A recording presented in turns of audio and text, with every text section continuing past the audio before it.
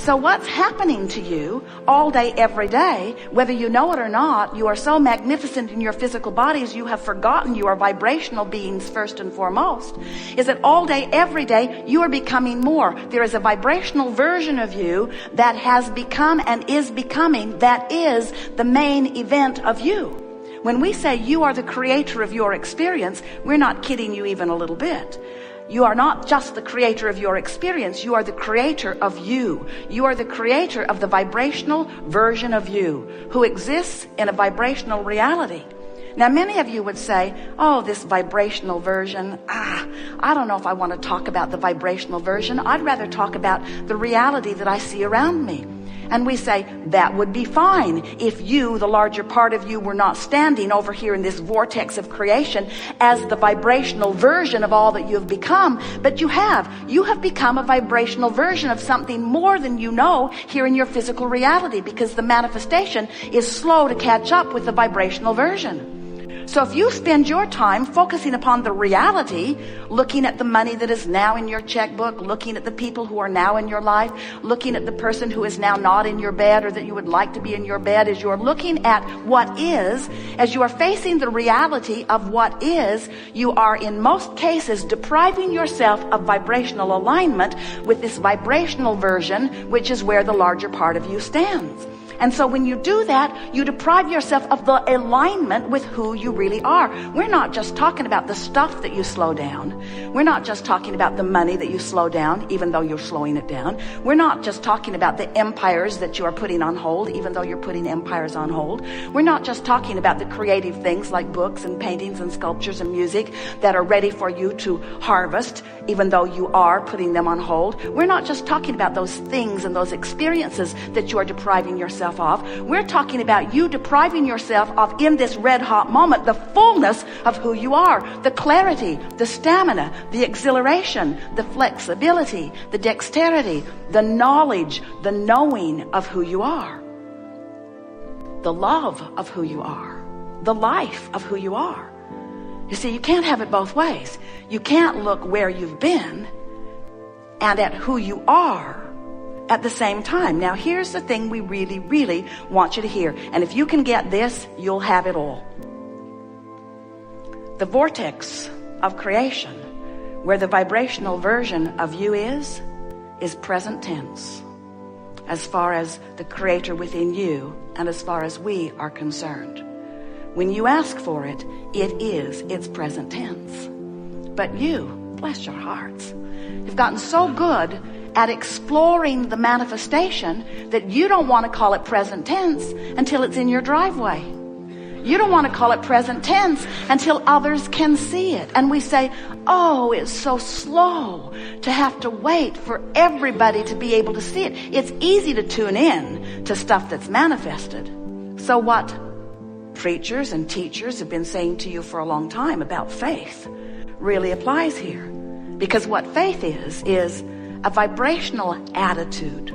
What faith is an awareness, a vibrational focus, an attention to what's in this vortex of creation. And if you can focus upon what you've asked for and no longer beat the drum of why you ask for it, I want this magnificent thing because it's so awful not to have it, and because it's so hard over here without it, and because I deserve it, I really deserve it, even though I don't have it, I deserve it. And we say all of that drum beating from the perspective of what is not yet manifested holds you in a holding pattern that will not let it manifest. You have to let go of the absence of what you want before the presence of it can feel into your experience, you see. We want you to feel the reality of this vortex of creation. This is vibrational reality. We're not making this stuff up. Everything that you see that is manifested was first vibrational reality. And once it's been vibrational reality, everything that you see is first a thought upon longer until it takes form. Everything that you see that is manifested was first vibration. And the gap, the amount of time that it takes from the offering of the idea and flowing it vibrationally into your vortex and the full-fledged manifestation of it is as short as no time when you are a vibrational match to what you're asking for. The amount of time it takes for you to manifest things wanted is the amount of time it takes for you to get in the vortex and consistently stay there. So when we say to you, which will be the answer to every question that you ask today, it would be very boring by the end of the day. Go to the vortex, go to the vortex. And so some will say, well, what does that mean? And we say, it means stop doing whatever you're doing that's keeping you out of the vortex. What do I have to do to get in the vortex? Nothing. Well, then how come I'm not in there? Because you're doing stuff that holds you out. Okay, so what do I have to do to get in? Nothing. Well, then how come I'm not in there? Because you're doing stuff that keeps you out. Abraham, are you deaf? Can't you hear what I'm asking? I'm not in the vortex. How do I get in? What do I have to do? Nothing. But you have to stop doing that thing that's holding you out. And your question is fair, because we've never seen anyone who could just stop thinking that thought. Because when you say, I'm not going to think that thought anymore, you're thinking that thought you're not going to think. I'm not going to do that anymore. Have you ever done that? I'm going to quit smoking. Sure you are. I'm not ever going to eat that again after this one. So what you have to do is start doing things that allow you vibrational proximity to the vortex. This vortex that spins in a place of pure positive energy, what that means is no resistant thought. In other words, when you say, I really, really want, what do you want? Call something out.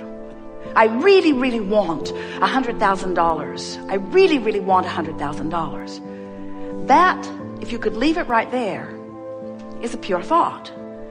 But if your sentiment is, I really, really want the $100,000 that I don't have, not a pure thought. When you say, I want the money because I need it, not pure.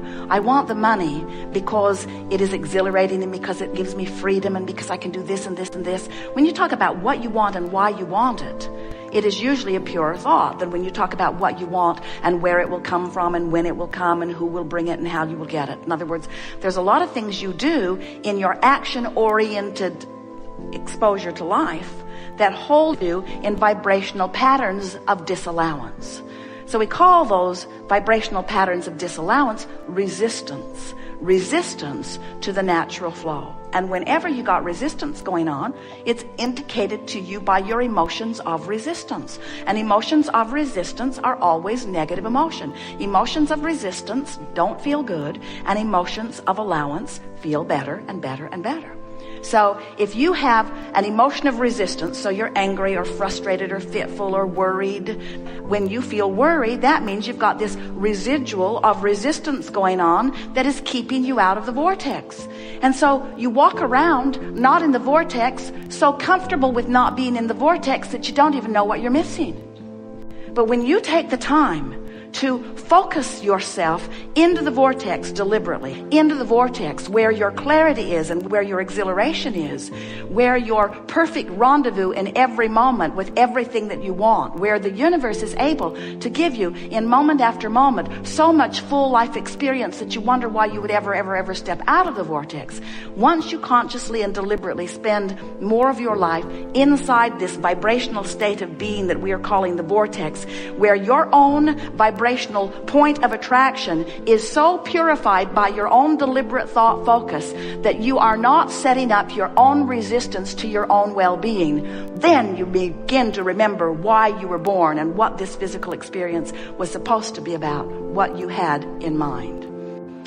Now, there are a lot of people, in fact, most everybody you know, spends most of their time outside the vortex. They don't know about vibration. They don't know what their emotions mean. They want to be positive and they try, they make some effort to be, but they're not really managing their vibrational flow very well.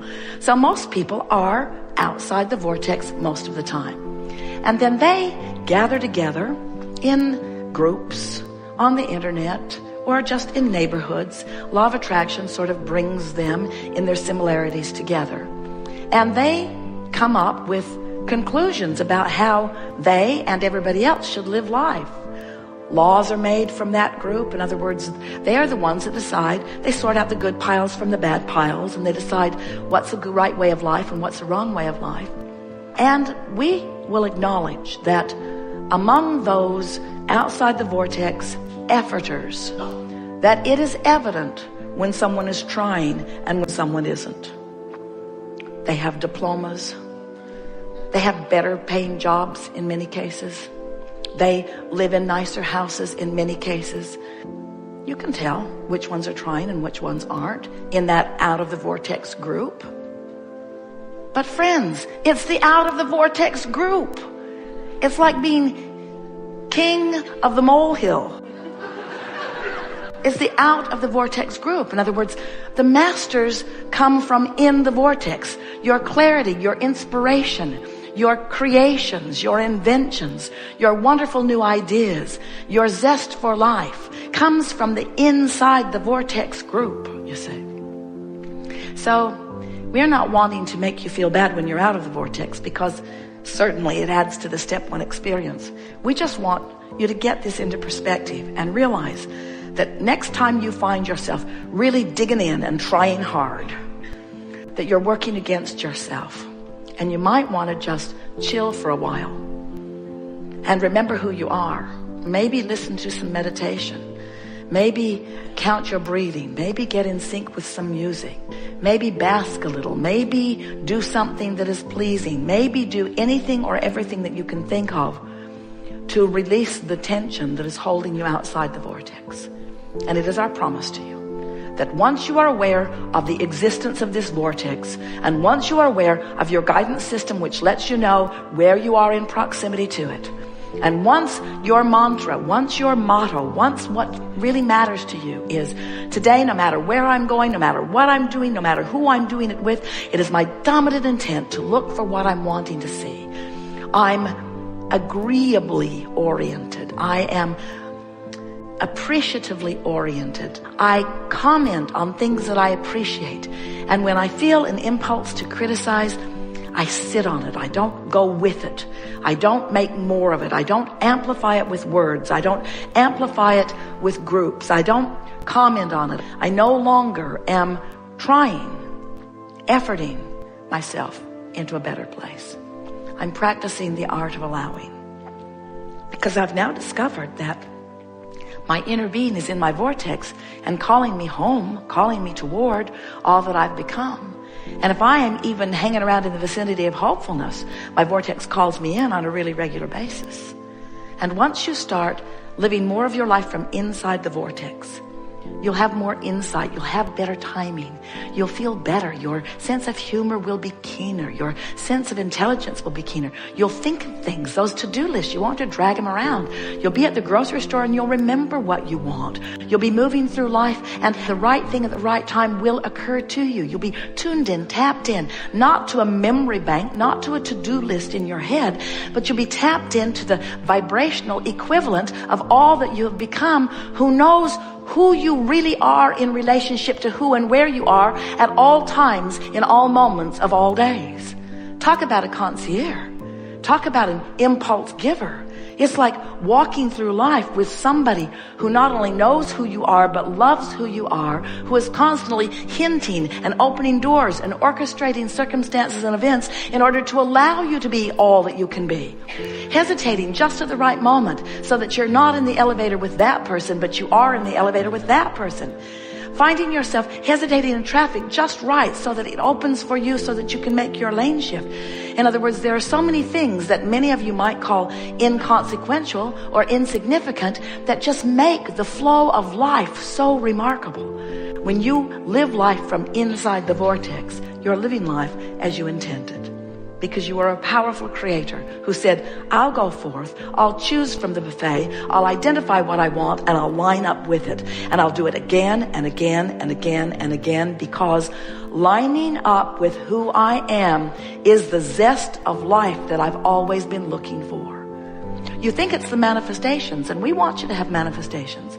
We're not trying to talk you out of the glitter or glitz or beauty or anything that you want. We want you to have the manifestations. But we're here to tell you, you didn't sign on for the manifestations. You signed on for the movement toward what you want. You signed on for this 3-step process. You signed on for the choosing from the buffet, for the launching of the rockets, and for the exhilaration of lining up with who you really are. Coming home, coming home, coming home. So, we're eager to talk. Don't forget